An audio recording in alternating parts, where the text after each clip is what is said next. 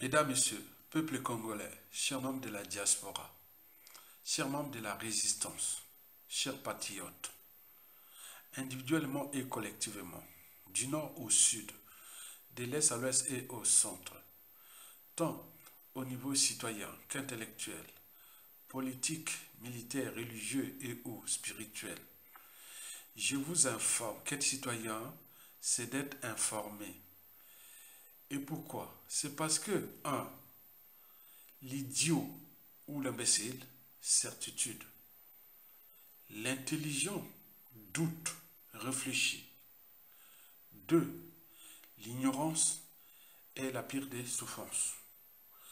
Le savoir, les connaissances, la transmission et la lutte vous libèrent. Pour info, ça chauffe grave entre, d'un côté, la France-Afrique et M. Christian Yoka, alias Kiyo, et de l'autre côté, entre ce dernier et le patriarche timonier Mbouchi, le despote 10 étoiles, des crimes multiformes et multidimensionnels et de la haute trahison, M. Denis Sassou Nguesso. En effet, on parle déjà de petits complots dans le clan au pouvoir, de coups bas ou coups tordus, d'imprudence, d'amateurisme en communication politique, etc. Et pour cause, les propos tenus à Pointe-Noire par M. Christian Perrin, alias Kiyo, l'actuel ministre de l'économie et des finances du régime France-Afrique et clanique du despote Denis Sassou Nguesso ne passe pas. Parce que ce qu'il a balancé là, ça ne passe pas dans le système. Parce qu'il y avait d'autres canaux, d'autres voies pour faire passer ce message-là. Circulaire, notes, etc. Pourquoi venir balancer ça au grand public? Ce que vous allez écouter là, ça ne passe pas. Puisque les mauvaises langues dans le clan, au pouvoir, parlent déjà de sabotage, de complot, que M. Christian Perrin serait en quelque chose du côté des ennemis du régime, c'est-à-dire il serait du côté du peuple. Alors, écoutons d'abord ces propos tenus à Pointe-Noire et qui font déjà le buzz, parce que on voit là qu'il a au moins réfléchi. Parce que je vous l'ai dit que le cerveau n'est pas un fardeau, c'est une ressource. Donc là, au moins, il a activé ses fonctions cognitives. Donc là, on a vu qu'il était au stade de la raison, de l'esprit critique, de la liberté, de la dignité, de la conscience, de la morale et de l'éthique qui va avec le droit et la morale. Donc ce que vous allez voir là, c'est que, écoutez là, c'est que là, c'est vraiment, voilà, c'est vraiment, il a réfléchi, donc c'est le cerveau qui parle, au lieu du cœur et autres. Vous avez tout compris? Très bien. Donc écoutez ça, et après j'y reviendrai pour plus d'éclairage intellectuel, citoyen, politique, économique, au regard des problématiques, de la situation, du contexte, des enjeux et des perspectives de cette dictature France-Afrique qui est déjà isolée, aux avoirs, au crépuscule, qui ne sait plus à quel sens se vouer. Donc, il cherche des manœuvres pour manipuler le plus grand nombre de populations, etc. Donc, ça fait déjà partie des stratégies de communication. Mais nous devons clarifier la population que non, il ne faut pas vous laisser berner par ce genre de communication hasardeuse, mais qui en réalité cache quelque chose qui risque de se retourner contre nos peuples congolais. Écoutez d'abord ça et j'y reviendrai pour plus d'éclairage. Notre pays traverse réelle situation de crise. Payer des salaires tous les mois relève d'une véritable acrobatie. C'est un vrai casse-tête. Faire face à nos obligations internationales tous les mois, c'est un vrai casse-tête. Financer notre avenir, c'est un vrai casse-tête. J'insiste, notre avenir. l'avenir de nos enfants. C'est un casse-tête qui ne peut se résoudre que par une prise de conscience. Et ce n'est pas normal que le point d'entrée principal soit le point de souci principal. Je devrais avoir des problèmes sur les coins, les endroits les plus reculés, les plus difficiles d'accès, mais pas ici. Pas ici. Alors je comprends qu'on puisse avoir des difficultés, vu le volume, vu ce qui est brassé, etc. Donc moi, ce que je viens vous dire, c'est qu'il faut que collectivement on arrive à changer les choses. La réputation de la douane ne peut pas être celle-là. Je ne veux plus entendre toutes ces plaintes. Mobilisons-nous. Oui, les usagers peuvent exagérer dans leurs propos, mais il n'y a pas que de l'exagération. Ayons l'honnêteté de le reconnaître. Mobilisons-nous. C'est le message que je voulais vous faire passer. Je reviendrai dans quelques mois et ensemble, on verra comment on aura cheminé. Chacun de nous, là où il est responsable, mais il n'est pas responsable que de lui. Nous sommes responsables les uns des autres. Nos actions impactent le collectif que nous sommes.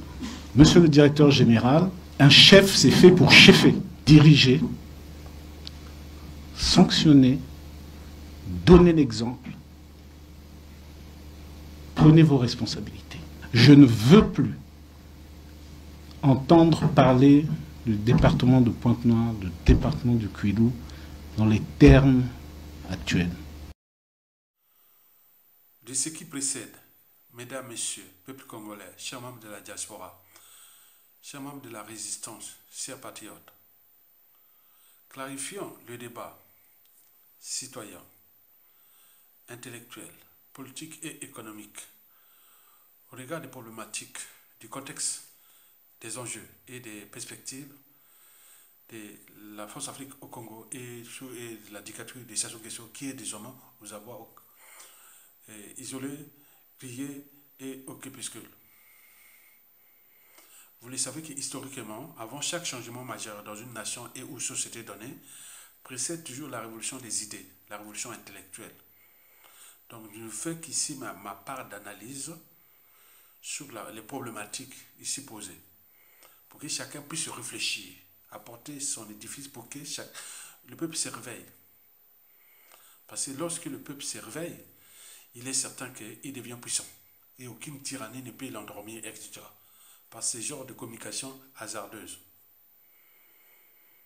Et donc, nous, on va vous clarifier le débat. D'abord, le débat citoyen. Le débat citoyen, nous avions eu quelqu'un qui était le prédécesseur, bien avant, de Christian Yoka, alias Kidjo, à l'économie et des finances. Ce fut le ministre Jean-Luc Maleka, paix à son âme. Il a rédigé les impôts, il a rédigé peu importe ces choses-là, ils connaissent. Il me disait toujours qu'avec Sassou Nguesso à la tête de ce pays-là, le pays-là ne marchera pas, jamais. Ça ne marchera pas. Même Christian Yoka qui est là, il sait qu'ils tourneront. Même ses prédécesseurs, dont le ministre Mathias Ndjon, le ministre Ondongo, Jibé Ondongo, le ministre Rigobert Ondeli, tous ils savent que voilà, ils sont dans le noir. Maleka m'a très bien expliqué tous les détails du système de finances du Congo, etc. Je connais très bien. Du trésor public au budget, etc. J'ai ça ici. Tous les indicateurs macroéconomiques, on sait. Ça ne marchera pas, ils tourneront. Ils cherchent un système, un régime qui est là, mais qui est Force Afrique, on le sait. Mais ils sont dans l'ombre, sont dans les soucis, que je vais vous expliquer au fur et à mesure.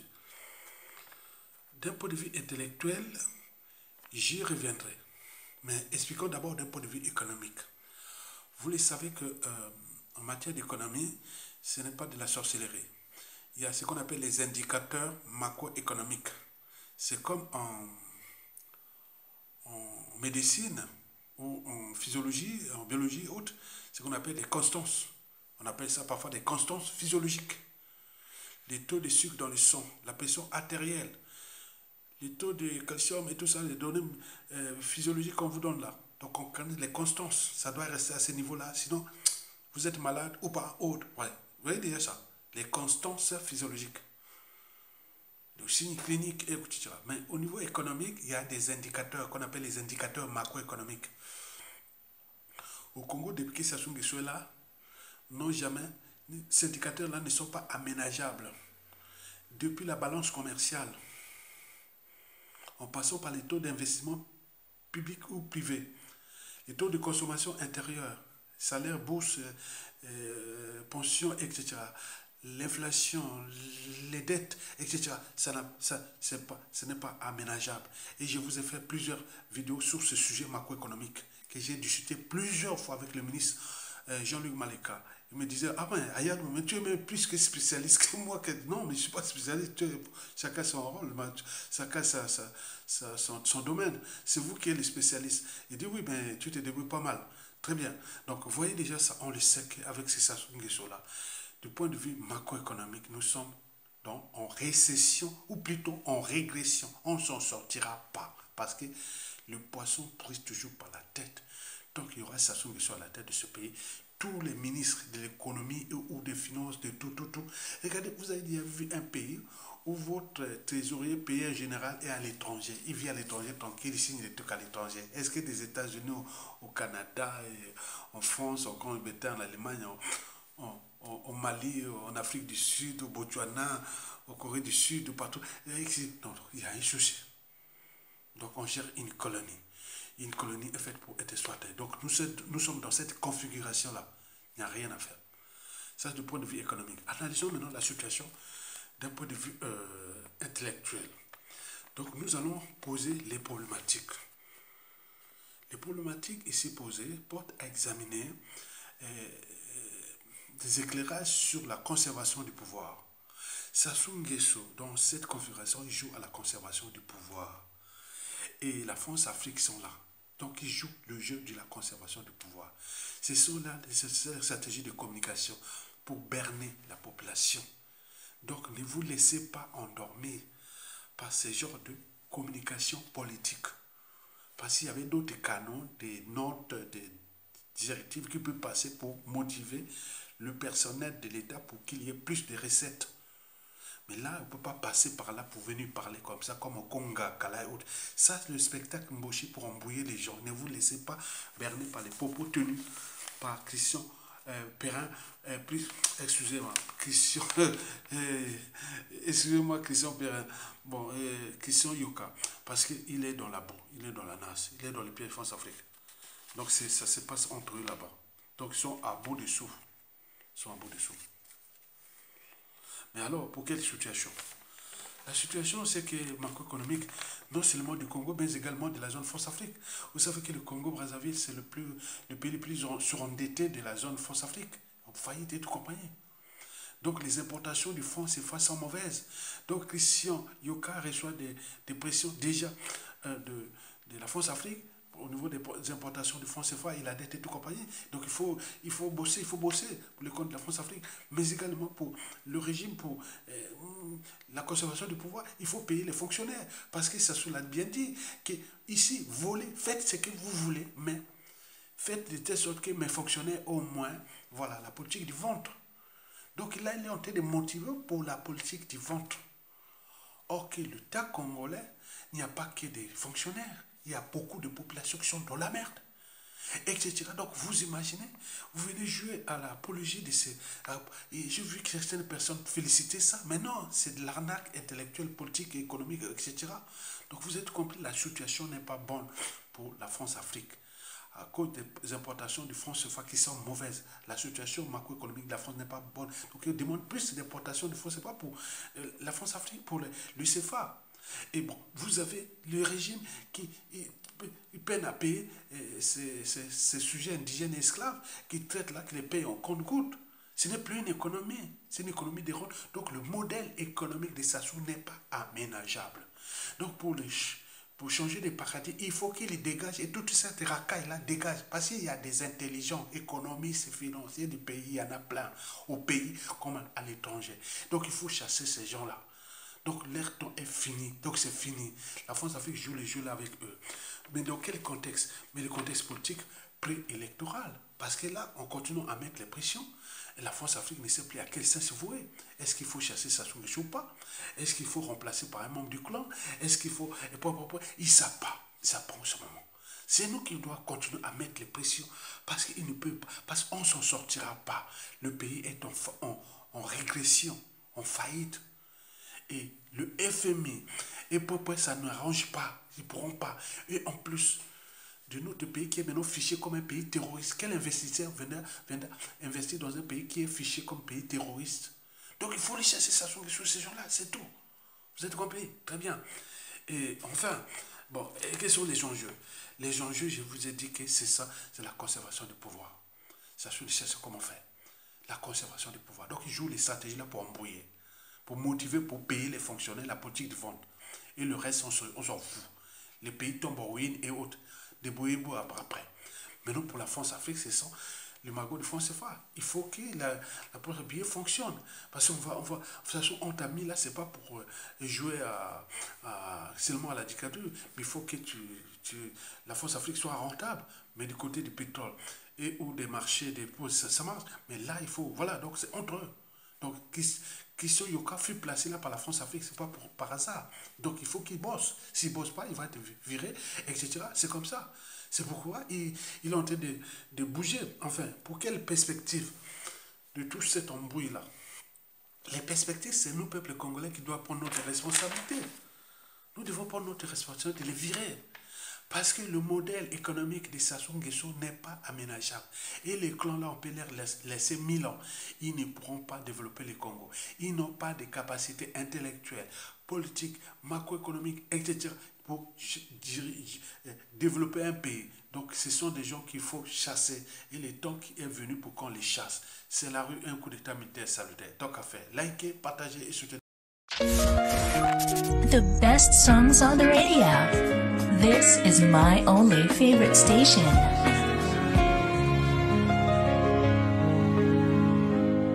Fends-tu avant de promesses brisées, un peuple enchaîné, des vies sacrifiées. Tu as régné dans l'ombre et la trahison, pendant que ton peuple criait sa désolation. Les caisses vidées, le trésor pillé, pendant que la faim grandissait, tu festoyais. Népotisme, corruption, ton héritage. Un pays en ruine, ton triste passage. 42 ans de ténèbres, de mensonges, de chaînes et de misère. Tu as vendu l'âme de la nation pour ton pouvoir, pour ta damnation. 42 ans de silence, mais aujourd'hui le peuple se réveille et avance. Ton règne de peur touche à sa fin. La lumière viendra, c'est notre destin.